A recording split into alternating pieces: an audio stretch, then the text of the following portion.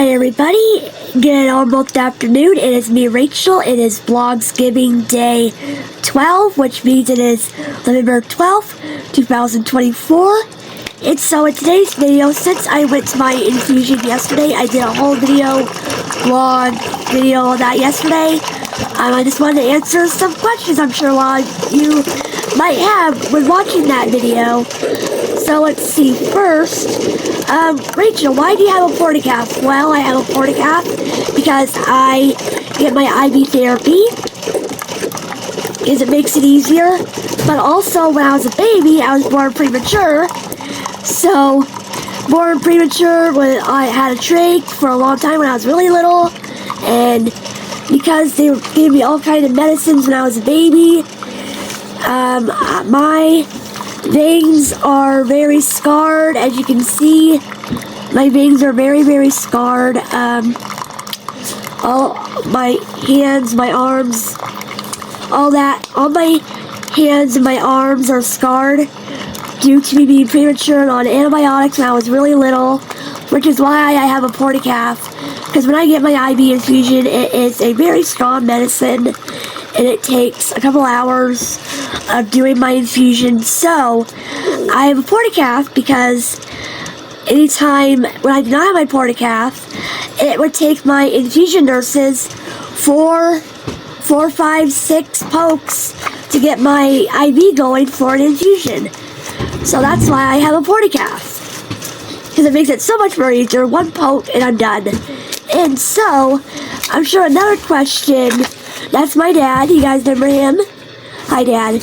Hi. So I'm sure another good question would be, love you, Dad. Love you too, baby.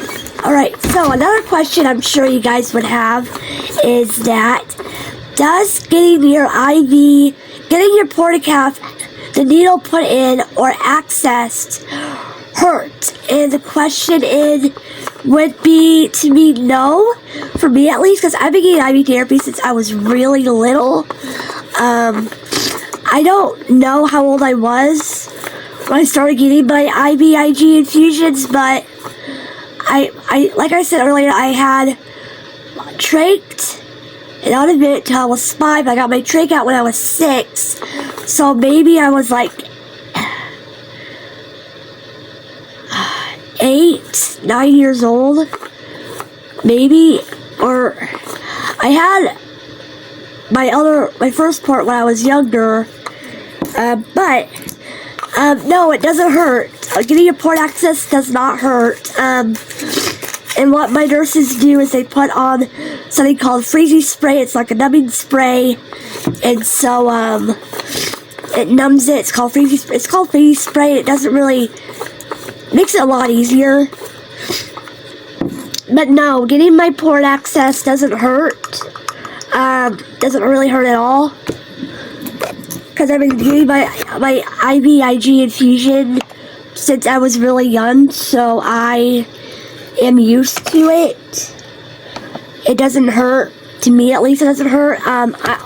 When I did get my port placed, when I got the surgery to put my port in, it was still healing. That hurt when it was still healing from me getting the port placed a week or 2 later. When I got my port placed, like a week or 2 later, I had my infusion. So it hurt only when I got it placed after my first infusion with that port. But it doesn't hurt on a regular basis when I get my infusion. Now, sure, a lot of people were wondering, I'm sure people in like the medical field, like chronic illness group or whatever, like Rachel, like, let's see. So I have an autoimmune deficiency, like I said. My autoimmune deficiency is where my body cannot make any live antibodies. And the antibodies is the immune system part. So I don't have an immune system or the antibodies for an immune system. So in layman's terms, I have no immune system. So every 21 days, I go to the hospital, I get my infusion of IVIG GrammaGuard, aka the antibodies, the immune system part, and that stays in my system for 21 days. And for me, at first, sometimes after my infusion, I'm really tired, or I'm not up to do anything. I'm just tired, but like today, I have energy. There's some infusions where I have energy, I'm able to do stuff. Like right after infusion, like yesterday, I didn't go anywhere, but today I have energy to do stuff. So, yeah. Let me just get a water flush for my medicine, and I'll be right back. Alright, here I am with my water flush for my medicine here. So, here's another question pertaining to the pre-meds I take. Anything regarding IV therapy wise. So, the medicine I take that's liquid is, it is liquid Tylenol and liquid Tylenol and liquid Benadryl, and those I take right before my infusion starts to help prevent an allergic reaction. Even though I've been getting my IV therapy, IVIG GrammaGuard infusion since I was really little, since I was really young, I still get pre-meds just in case. And then another medicine I take is my regular medicine, like my regular medicine, which is my pain medicine. So I take that, my pain medicine, and my baclofen. So I take that as well as part of my pre-meds as well, and with the coffee as well. So then, besides that, how long does my infusion take? Well, when I was really little, for me it felt like forever, and for me it felt like all day. But as I gotten older, I figured out how long my infusion actually really takes. It takes about 1 to 2 hours. Like 1 to 2 hours, because we got there at like 1-ish. My infusion started at 1-ish. We got done at around 4. So, that's how long my infusion takes. So from 1 to 3:30. So it takes about 3-ish hours, maybe 4 hours. So it does take like 2 to 3 hours. It just varies on how, like 2 hours maybe. I'd say about 2 hours, I think. So all my nurses, here's another good question. The nurses at IV therapy, they are all very nice. They're all very awesome. The head nurse, Roberta, I'm going to call my nurses by their first name. I've known Roberta, the head nurse, since I was little. So I've known her for a very long time. And then all the other nurses, I've known them for a very long time, since 2015. But the head nurse, Roberta, I've known her the longest. So, I love all my nurses at IV therapy. I love them all so much. They're really awesome. And I have friends that are there at IV therapy. We talk about stuff. Even at IV therapy, when I walked in with my grandma, I showed pictures of my baby nephew. I showed pictures of my baby nephew and my 2 nieces in their Halloween costumes. As soon as I saw my nurses and I saw my friends at Infusion, I showed them pictures of my nieces and nephews, like look how big my baby nephew is now, and showing my nieces in their Halloween costumes. So I talked about them, and so I have a fun time at my infusion. I always have.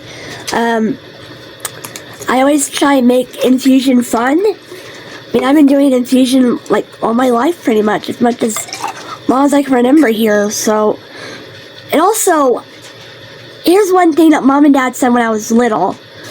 So I ended up with an autoimmune deficiency later on. Even though I was born premature at 1 pound 4 ounces, having to be trached and on a vent when I was 5-6 years old, have a feeding tube. I had open heart surgery when I was a baby. I had a front application done as a baby. I still have my feeding tube. So for me, I ended up getting an autoimmune deficiency later on because the doctors told my parents when I was little, said as Rachel gets older, more diagnoses, more medical things might pop up as she gets older, and that is how I got my autoimmune deficiency. Because when I was little, as a baby, I was born early because I was born really sick, and I spent a lot of my first couple of years in the hospital. I eventually ended up being diagnosed with a autoimmune deficiency, and my parents don't know how long I went without that diagnosis until I was diagnosed. I don't remember how old I was, because I remember I got my port put in, my first port, when I was really little. And then I remember watching, when I was really little, I watched Barney. I watched Barney when I got my first, when I was little, when I got my first IV infusions. When I was really little, I'd watch Barney the whole time. And then the whole time I got my infusion when I was really little. And then as I got older, I'd bring my DS, my Nintendo DS to the hospital with me when I was little. I played my DS the whole time, or on nap. So now,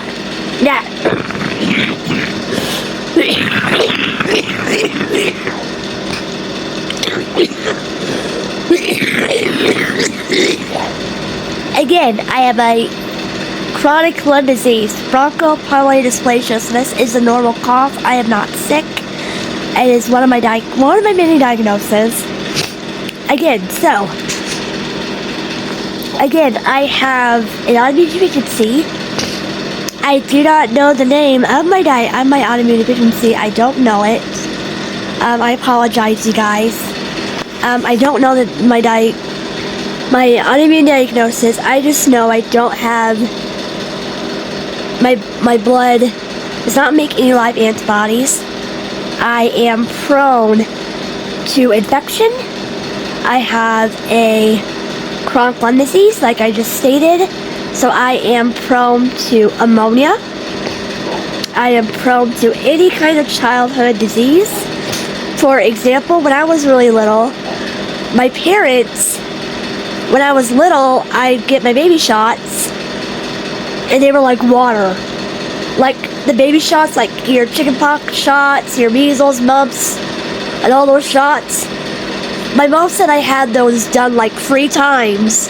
Had those baby shots done 3 times to see if they would work, and it would not show nothing in my. It would show like I never even had them when I did have them. Multiple times I had all these baby shots of chickenpox, measles, mumps, rubella, all those other baby shots that you get when you're really little, and it showed that the baby shots did not take. So that's where my parents were like, what's going on here? So that's where my parents figured out, like, oh, Rachel has no immune system. So that's where it started from. Like, that's kind of how my parents feel like, oh, Rachel does not have an immune system. And that's where they figured it out. Later on, I know this is kind of talking out of order. I'm kind of going off bits and pieces of what my parents told me about my autoimmune deficiency. And so, and if you're wondering, one thing that my parents thought would help would be a bone marrow transplant from my siblings, and that cannot work because I have to have antibodies, living antibodies, to work, and I do not have any live antibodies to fix my immune system issue. So a bone marrow transplant can't do that for an autoimmune deficiency. So what my parents known for a long time. Now, I don't know any other brand new things. I don't know. I've been getting my IVIG GrammaGuard pretty much all my life. It's all I've ever done IVIG Infusion via port. Now I did do sub-Q or subcutaneous infusion for a couple of years. And that, I'm just going to say it right now, do not do sub-Q, you guys. If you have an autoimmune deficiency, do not start sub-Q. I did it for a couple of years, and honestly, it worked for a while, but after a couple of years, it did not do anything for me. It hurt like no tomorrow. So I'm going to make a video talking about sub-Q as well, but I'm just going to answer some of your questions about my infusion, about my IV therapy at the hospital. So I just want to like share with you guys some of my questions that you would have regarding my autoimmune deficiency. So yeah, I can't think of anything else to say about my autoimmune deficiency, but I know. For me, so my port, yeah, it has a Band-Aid on it, it's fine. Some of the port is underneath my skin. So when I got my port placed, they put me under like a light twilight sleep thing due to my chronic lung disease back in 2018. So I've had my port now for a while, and Band-Aid pull, Band-Aid pull, Band-Aid pull, Band-Aid pull, Band-Aid pull. Got it. The Band-Aid pull is what hurts the most. Actually, I've been doing my infusion for as long as I can remember, and taking off the tape, it actually hurts more than anything.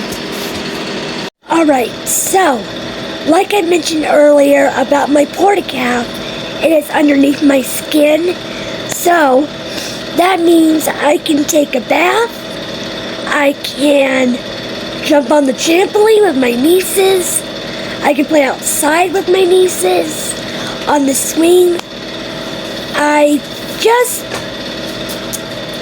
All I have to do is like be careful with my port. I cannot hit my port hard because my port is connected to a vital artery. It's like connected to my heart. So in a God forbid situation, and my port hits hard enough, it could hurt me really bad. So that's one thing to know about portacaths, is that for permanent usage, in my situation having an autoimmune deficiency, you can't do contact sports. Cannot do contact sports with port. So with a port, you cannot do contact sports, which means no football, no basketball, things like that. Stuff like that. Now you can swim. So you can swim with your port. I've gone swimming like in my aunt's swimming pool. I've gone to the public pool swimming. I've done that. I get a regular shower and a bath, all that stuff. I just don't know about actual competitive swimming. I don't know, because I've never done that, and I'm not a good swimmer. I wear a life jacket and water wings, water floaties when I do swim. So on that front, you can swim with your portacath. It's just, I don't know about like any athletic swimming. I don't know if you're allowed to do that with a port or not. I don't know.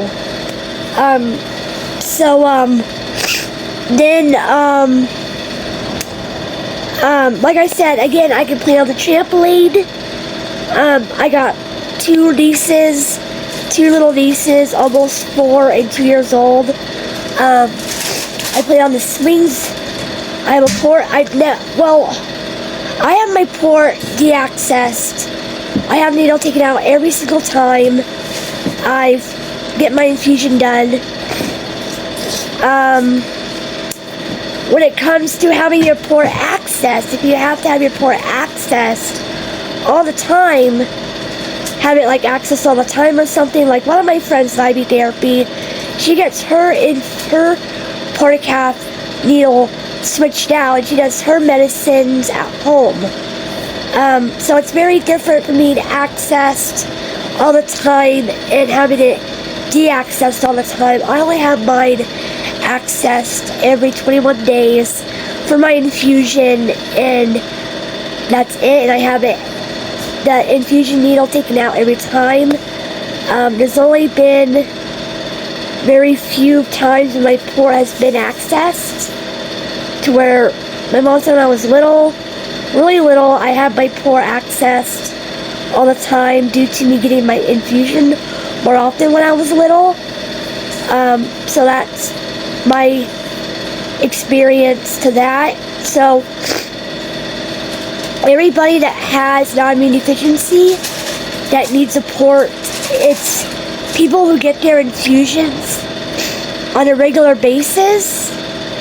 Everybody's different.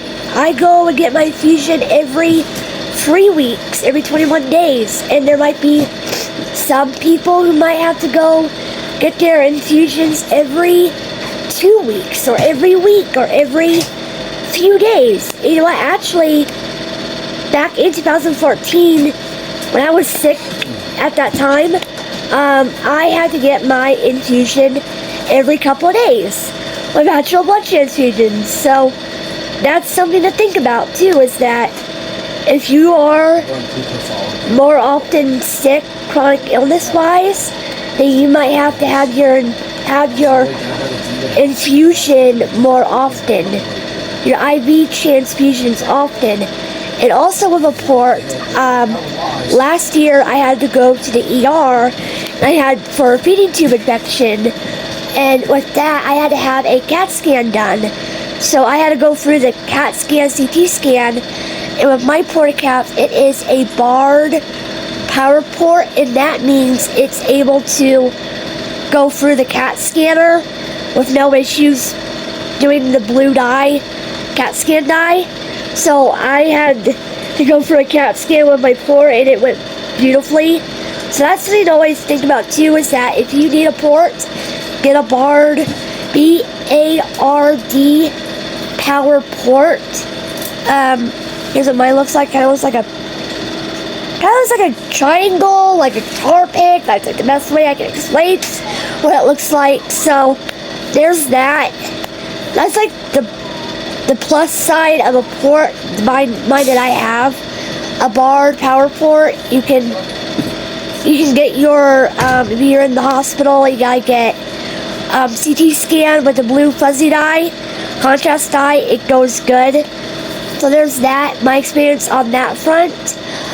You can also get many types of medications. I've seen people, friends of mine, in the infusion room with their ports feeding antibiotics, regular antibiotics, strong antibiotics, fluids, just regular IV fluids, and other medication that people need for different things on a regular basis. So let's see, that's all I could think of with a portacath, you guys, as far as my experience with a portacath. For me, also, when I'm not at IV therapy, like how I mentioned, does it hurt, like getting it access, when I need to put it in and out, you know? One thing I found, even when I was younger on my old port, is that my port area, my portacath area can get sore, because it's there in your chest, in your body, and there's times where my port does get sore, like, it just does. Like, for example, I lost my Hunter Hayes guitar necklace a while back, and because that necklace is heavy. That necklace is heavy, and I miss that necklace so much. So, that necklace is metal, with 2 metal charms, a guitar pick, metal charm, and a dog tag necklace. and it's metal, and that puts weight on your neck, and it also puts weight on the port. It can make my port sore. So I had to take off my guitar pick necklace more than once and put it in my bag until my port didn't feel sore anymore. Like, okay, my guitar pick necklace is making my port sore. I gotta put it away for now until my port isn't as sore anymore. And that happens from time to time. Even with this necklace, this has my sister's ashes in it. So yeah, so there's that. And there's times when I might take off this, because this is, again, a metal necklace. So yeah, so there's that. So also too, I have my Wednesday backpack. I'm able to put it on my bag, put it on me, and it's fine. I remember when I was really little, I had my old port here with my backpack and stuff, and it would bother me with my bag, my old port of my backpack for school and stuff when I was little. So there's that. Then also with my backpack pertaining to my port though, however, I do have scoliosis, which is aka curving of the spine, which is a whole other thing. And that sometimes my bag, my Wednesday backpack, this is a pretty awesome bag, by the way.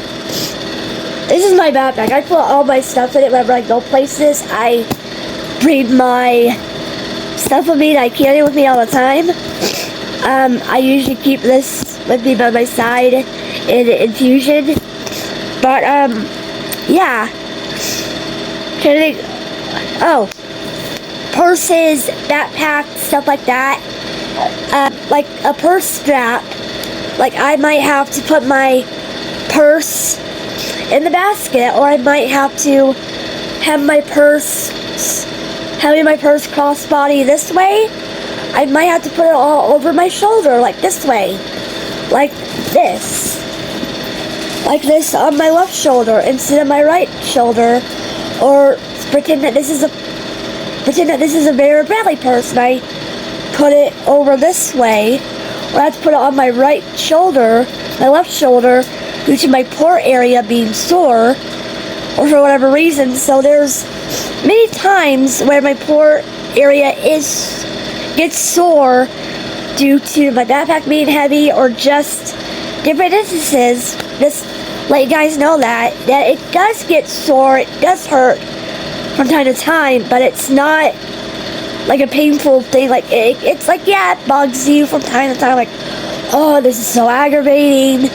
It's kind of annoying, but it's there because I get my infusion every 3 weeks.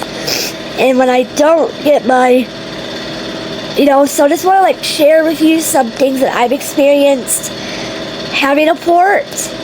From as long as I can remember, I can do pretty much anything I want to do. Like I can't obviously do contact sports. I can do stuff. I can go to the store. I can go to Walmart. I can go to Starbucks and all these different things. And I've even seen people in the chronic illness community who have their portacaps accessed on a regular basis, who have a IV needle, have a needle in their chest, in their infusion. They have their medication going, they have multiple medications going with their chronic illness 24/7 all the time. And they're able to go, they go places with their own type of a backpack, and they're able to go places and do stuff and live life while they have their portacap accessed. Now, hats off to those awesome people in the chronic illness community who do that. For me, I haven't been in a situation to where I have to have my port accessed and go home with my port accessed. So far, knock on wood. As far as with this port, my mom said when I was younger though, I got my infusion more often I did when I was younger. So Mom said when I was younger I went to infusion more often in the 4th grade and 5th grade. So even when I was homeschooled when I was really little, I was homeschooled, and Mom said I was sick and I went to infusion more often in the 4th grade, 5th grade.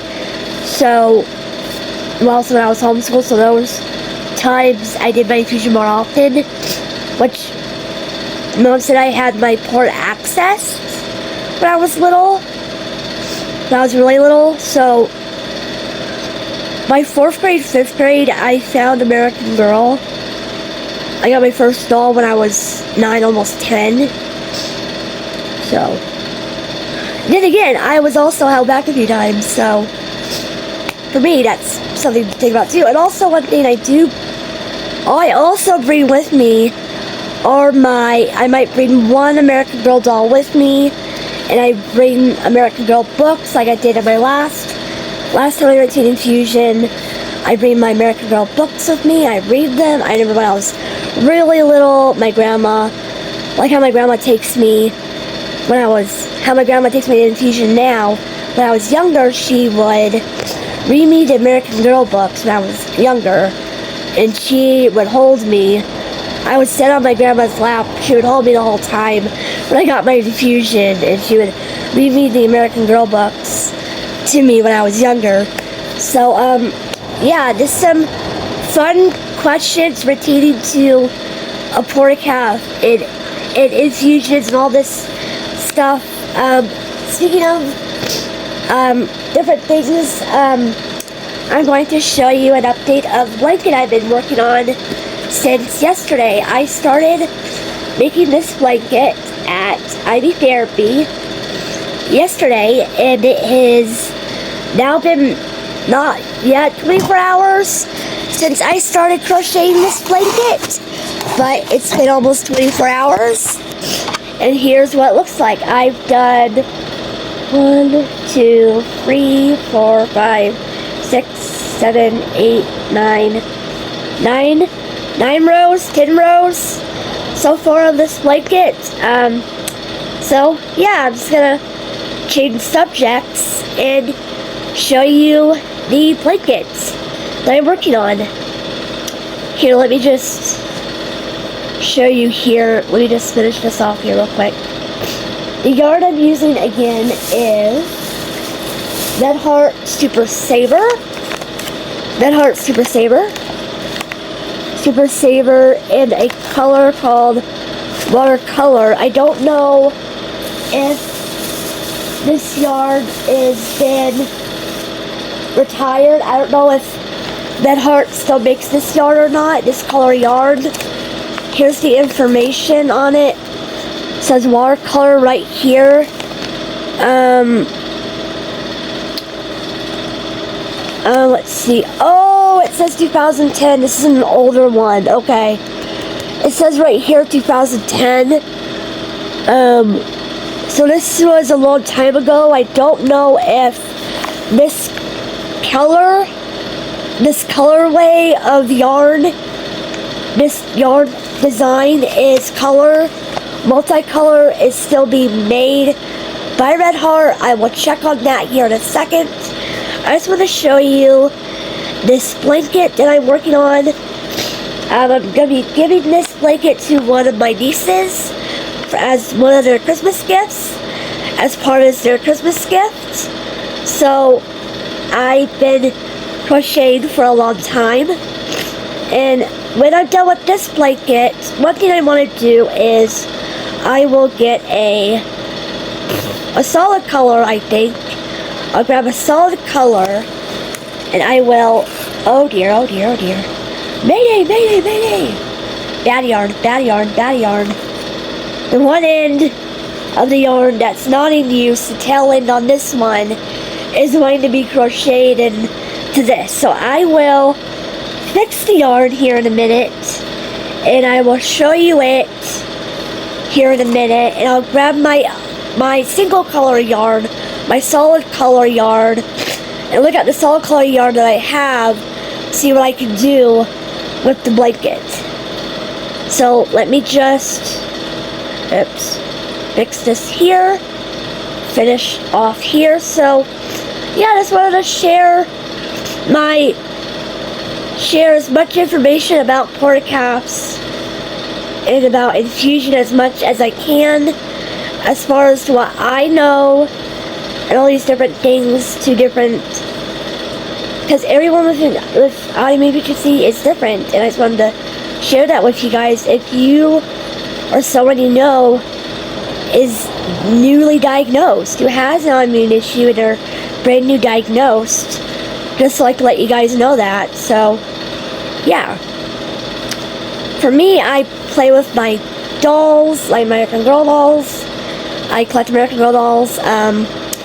I make things for them. I mainly do like blankets like this. I crochet blankets, and then I also make little doll hats. I made little doll scarves, as I crochet doll scarves before. I've actually been wanting to make a historically accurate version of Julie's school outfit with that crochet vest. I want to try and make a version of that, make an actual crocheted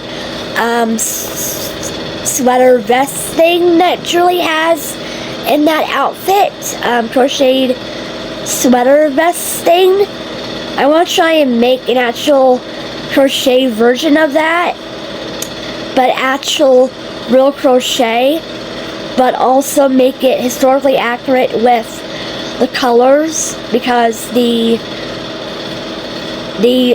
vest, crocheted vest that's not really crocheted, isn't in the right colors, I don't think, of the 70s, of the mid-70s, 1974 and onward.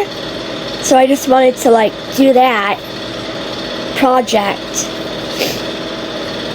So this yarn I found at the Christian thrift store, at my local Christian thrift store in my small town, and it is for $1. So a lot of the yarn I've been using lately are probably a lot of them are older, out of print, or older yarns that might not be in the dye colors. The color might be discontinued. For, I don't know it for positive if the color of this, the colorway of this yarn called watercolor, I don't know if it's still being made or not. It's, the tag says, the dye lot tag says 2010, and it's 2024, so it's been a long time. So I gotta look into that. But Red Heart yarn is my yarn of choice when it comes to crocheting and loom knitting. I guess you would call me a yarn snob, but I do like other yarns as well. But Red Heart Super Saver is my favorite yarn to use because it's affordable. It's about as affordable as it can get as far as yarn goes for a regular everyday yarn of number 4 4-ply acrylic yarn. It's been my favorite since I've been crocheting. Even before I started crocheting and loom knitting, I remember when I was really little, I did different crafts and things with physical therapists, and they worked with me on how to oh dear, I lost count. Like fine motor skills of putting beads on a string and doing arts and crafts and things like that.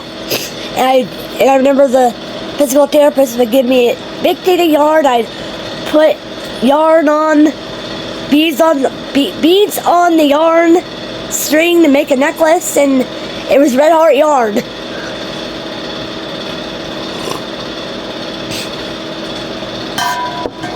In different craft projects, I remember we used Red Heart yarn too in different little arts and craft projects at school when I was younger.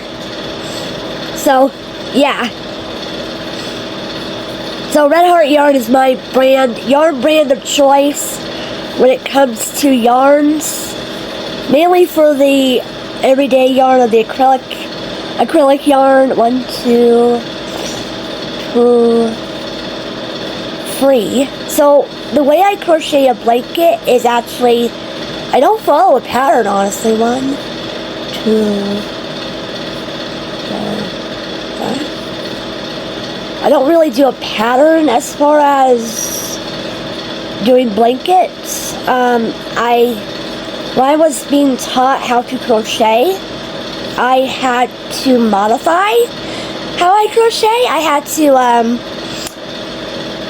when you crochet a blanket, for example, you have to do a certain chain amount. You gotta chain, say, chain 3 or chain 2 to make a quarter, and I can't do that. I have to chain 5 and then make my quarters so I can see the quarters as I make them, as I crochet. And I actually don't really do it either. I want to do a full tutorial next of how I do crochet a blanket. So let me just finish off this quarter and finish off this seed of yarn, and then I can grab the other solid color yarn, and I can divide that yarn and show you how I'm gonna, when I divide that yarn, I'm gonna take the yarn, roll it up into a ball of yarn, and then take the ball of yarn, the solid color yarn, roll it up into a ball of yarn, and then make a secondary ball of yarn out of that solid color to make it as even of the yarn into 2 balls of yarn and make it even as possible so that I can have a solid color yarn for this blanket to make my money stretch with this yarn. Okay, so I will be right back. I'll finish these 2 yarn. I just won't take too long, actually. It's not take me too long. So let me just do this real quick. I'll be back here in a little bit. Right back. Alright, everybody. It's now 2 o'clock, I think. But as I was fixing the yarn, one of the skeins of yarn on one of the ends of the main thing of yarn was longer than the one yarn tail, and I had to clip the one that was super long and roll it up into a ball that I'm going to use for something else. So I'm going to grab my other big thing of yarn that is a solid color and roll that up into a ball of yarn and divide that yarn up into 2 balls of yarn. So I'll grab that yarn out and I'll show you what I'll be doing here in a minute. Alright, so I have the big Red Heart Super Saver Jumbo yarn, which $2 at the Christian store a while back. I will take this yarn and divide it around into 1 big ball of yarn, and then I will take the 1 big ball of yarn and make a secondary ball of yarn and divide it to finish off this blanket here. I think the color will be okay. I think it's like I don't know what color you call this. I mean, it works. I mean, it's a little bit of a different color, but it's gonna work. I'm gonna use what I have. So I will roll this ball up, roll this yarn into a giant big ball of yarn, which will take me a while, but for the fun of YouTube videos and YouTube content, for the magic of YouTube, this will be sped up to very, very fast. And I might save you guys some time and come back to you guys when this is all done, all wound up into a giant ball of yarn. But first, I will show you how I do this.